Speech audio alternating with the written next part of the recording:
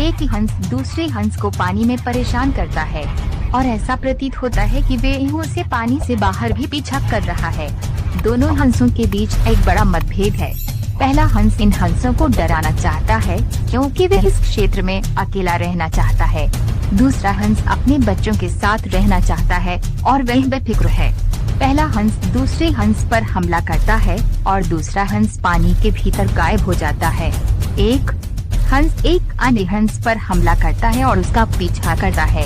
आसपास अन्य हंस भी हैं, लेकिन हमलावर हंस इस विशेष हंस पर ध्यान केंद्रित करता है।